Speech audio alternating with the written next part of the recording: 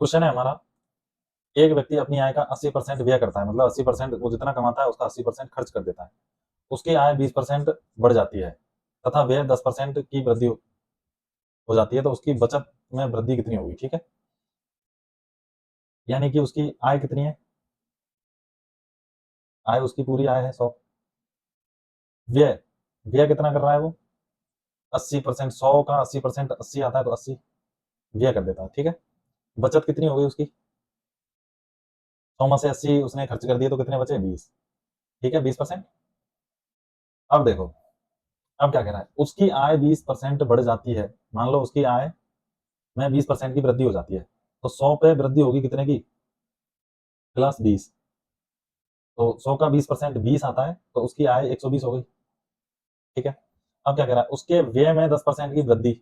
व्यय में वृद्धि कितने की हो रही है? 10% की, +10।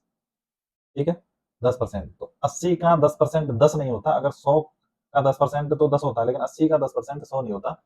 तो 10% 10 नहीं होता, इसलिए 80 की वैल्यू हम 10% के हिसाब से निकालेंगे। 80 हमारे लिए फिलहाल में कितना है? 100 है। 100 पे कितना बढ़ रहा है? +10। कितनी बढ़ी? 110। ठीक है, 110% बढ़ गई ना। तो 110 वाली वैल्यू निकालनी है हमें, तो कितना आएगा? 110 निकालना है। जो निकालना है उसको ऊपर लिखते हैं, वटे वटे में क्या लिखेंगे? 100 गुना 80। ठीक है, 80 रुपए की वैल्यू निकालिए। तो देखो, एक जीरो से एक, एक जीरो से एक, 11 8 88। अभी उसका पहले जो व्यय था 80 रुपए था, अभी कितना खर्च कर रहा है वो? 88 रुपए। ठीक है, तो उसकी बचत कितनी हो रही है? उसकी बचत में वृद्धि। आय उसकी है 120, व्यय उसका 88 रुपए है, तो बचत कितनी होगी? 120 में से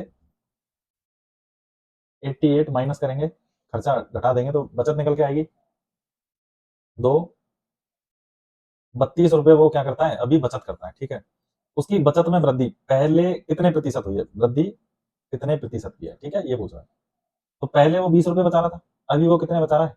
32 रुपए। ठीक है, तो वृद्धि परसेंट कितनी है? तो कितने रुपए बच रहे हैं उसके एक्स्ट्रा? 20 और 32 मतलब 12 रुपए उसके बच रहे हैं। कितने पे? 20 पे। पहले 20 बच रहे थे ना, अभी 12। तो कितने परसेंट होगी? तो 12/20 गुना 100। ठीक है, काटो इसको, 2 से इसको 5 बार, 12 पंजे 60। 60% उसकी क्या हुई है? वृद्धि। किसमें? बचत में। ठीक है, ये हमारा आंसर है इसका।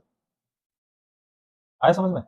पहले जो कमा रहा था वो 100%, और कितना व्यय कर रहा था? 80%। यानी 100 का 80% 80 रुपए होता है, तो 80 20 रुपए वो बचा रहा था। ठीक है, फिर उसकी आय में 20% की वृद्धि करी है, मतलब आय पहले 100 थी, अब 120 हो गई। और उसकी व्यय में 10% की वृद्धि। जो व्यय पहले 80 रुपए कर रहा था, तो 80 रुपए का 10%, 10 रुपए नहीं होता। 100 का 10% 10 रुपए होता है, लेकिन 80 का 10% 10 रुपए नहीं होता। इसको निकालेंगे हम 10% की वृद्धि के हिसाब से, तो 100 पर 10 की वृद्धि कितनी हुई है? 110। 80 फिलहाल में हमारे लिए 100% है, एक तरीके से। ठीक है, तो ये निकाला तो हमारा कितना है? 88 रुपए। यानी पहले वो 80 रुपए व्यय कर रहा था, लेकिन अभी वो 10% एक्स्ट्रा व्यय कर रहा है, तो कितना होगा? 88। बचत पहले 20 की थी, अभी कितनी हो रही है? 120 में से 88 हमने माइनस किया, 32 रुपए की। पहले वाली बचत और अब वाली बचत में कितने प्रतिशत की वृद्धि हुई है? तो 12 रुपए की हुई है। अच्छा, प्रतिशत में निकालना है, तो प्रतिशत 12 बटे कितने पे हुई है? पहले 20 थी ना, तो 20 पे हुई है। 20 गुना 100, 60% की। ठीक है,